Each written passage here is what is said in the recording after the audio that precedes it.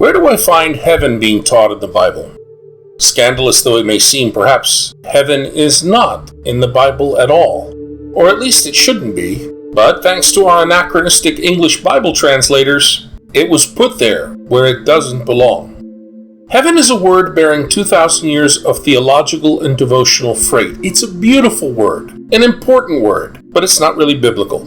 According to the Oxford English Dictionary, the word heaven first appeared in 11th century translations of the Bible, specifically of Genesis chapter 1, verse 1. Bereshit bara Elohim et hashamayim ve'eteretz. Hashamayim. That was translated into heaven. Scholars like John Pilch note that heaven is understood differently in the Bible than in theology. In the Bible, the words mistakenly translated as heaven refer either to the physical skies above the earth or to the realm of God.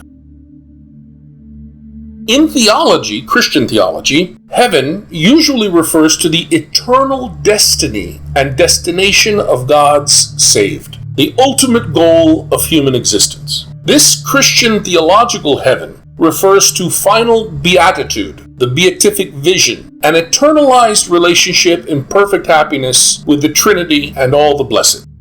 Now, heaven is a perfectly acceptable word for our liturgies, for our prayers, and for our catechisms.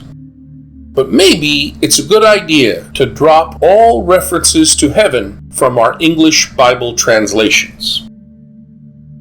The Hebrew Shemayim, Aramaic Shemayim, and Greek Uranos are words mistranslated heaven.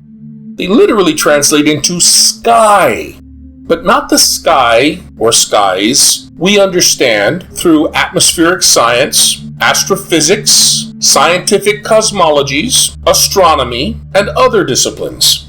Instead, the heaven or heavens being referred to by the Hebrew, Aramaic, and Greek words mean vaulted skies, in some views 10 in number, or sky vaults, meaning a set of polished metallic or crystalline bowls over the earth.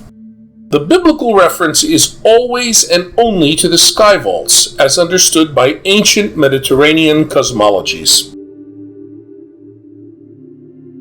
Context scholars inform us that it is very useful to keep in mind the differences between the Bible and theology in their use of the word heaven.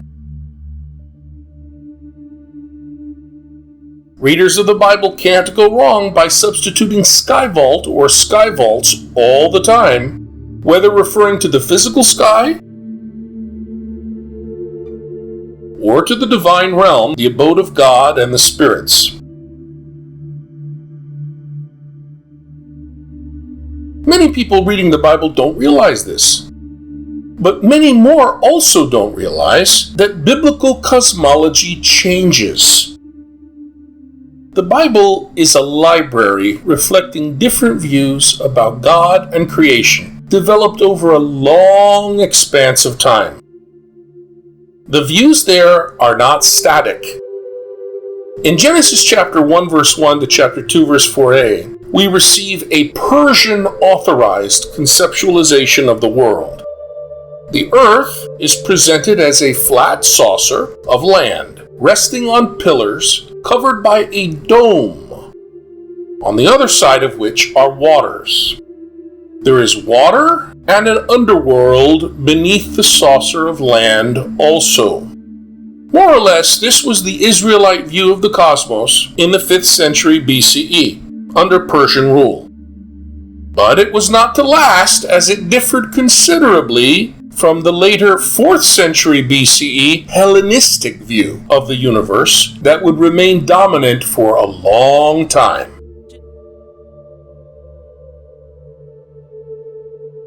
After Alexander the Great's conquest,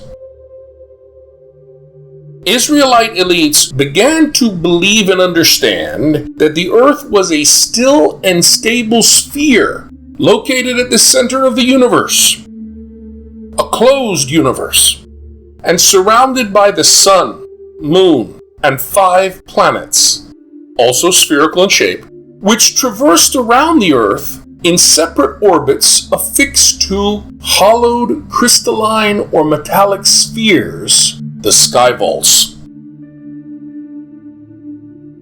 You can see what I'm talking about by looking at the Farnese Atlas here.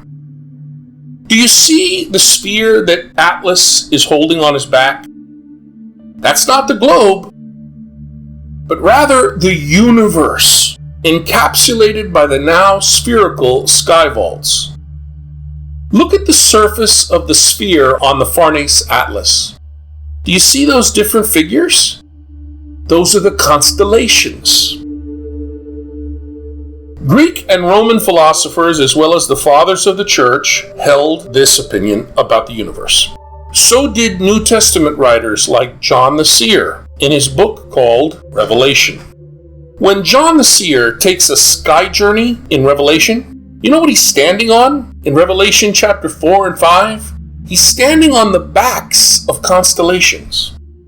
That is, on the crystalline outer surface of the sky vaults. That's what he means by glassy sea, by the way.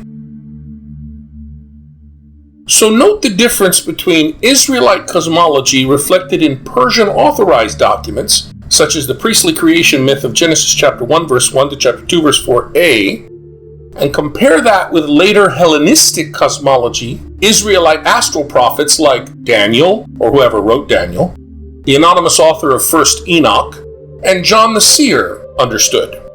In fact, you really won't understand what is being described in those documents unless you get this cosmology.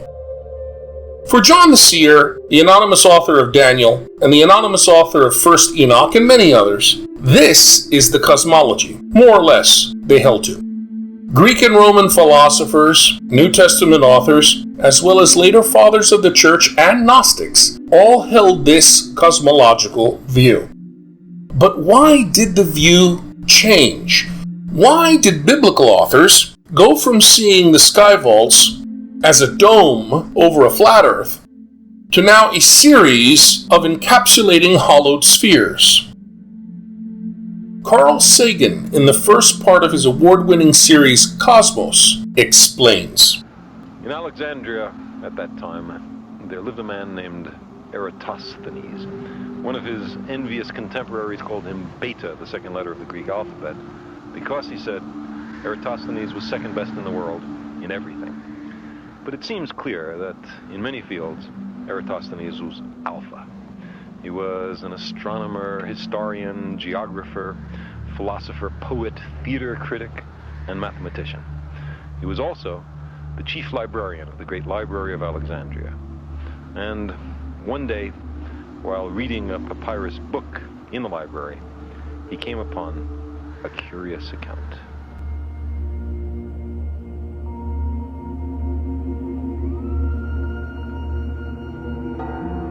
Far to the south, he read, at the frontier outpost of Syene, something notable could be seen on the longest day of the year.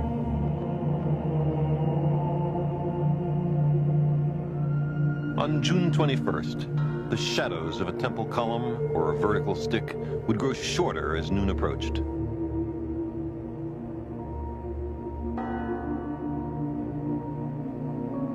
And as the hours crept towards midday, the sun's rays would slither down the sides of a deep well, which on other days would remain in shadow.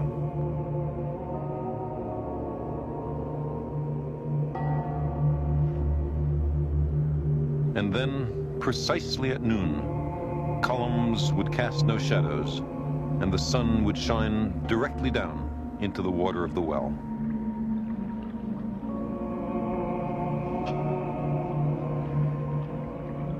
At that moment, the sun was exactly overhead.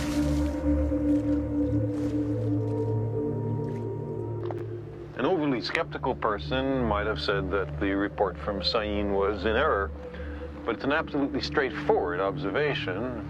Why would anyone lie on such a trivial matter? Eratosthenes asked himself how it could be that at the same moment, a stick in Syene would cast no shadow, and a stick in Alexandria, 800 kilometers to the north, would cast a very definite shadow. Here's a map of ancient Egypt. I've inserted 2 sticks, or obelisks, one up here in Alexandria and one down here in Syene. Now, if at a certain moment each stick casts no shadow at all, that's perfectly easy to understand, provided the Earth is flat. If the shadow at Syene is at a certain length, and the shadow at Alexandria is the same length, that also makes sense on a flat Earth. But how could it be, Eratosthenes asked, that at the same instant there was no shadow at Syene and a very substantial shadow at Alexandria? The only answer was that the surface of the Earth is curved. Not only that, but the greater the curvature, the bigger the difference in the lengths of the shadows. The sun is so far away that its rays are parallel when they reach the Earth. Sticks at different angles to the sun's rays will cast shadows at different lengths. For the observed difference in these shadow lengths, the distance between Alexandria and Syene had to be about 7 degrees along the surface of the Earth. By that I mean, if you imagine these sticks extending all the way down to the center of the Earth, they would there intersect at an angle of about 7 degrees. Well, 7 degrees is something like a 50th of the full circumference of the Earth, 360 degrees. Eratosthenes knew the distance between Alexandria and Syene. He knew it was 800 kilometers. Why? Because he hired a man to pace out the entire distance so that he could perform the calculation I'm talking about. Now, 800 kilometers times 50 is 40,000 kilometers. So that must be the circumference of the Earth. That's how far it is to go once around the Earth. That's the right answer. Eratosthenes' only tools were sticks, eyes, feet, and brains, plus a zest for experiment. With those tools, he correctly deduced the circumference of the Earth to high precision, with an error of only a few percent. That's pretty good figuring for 2,200 years ago.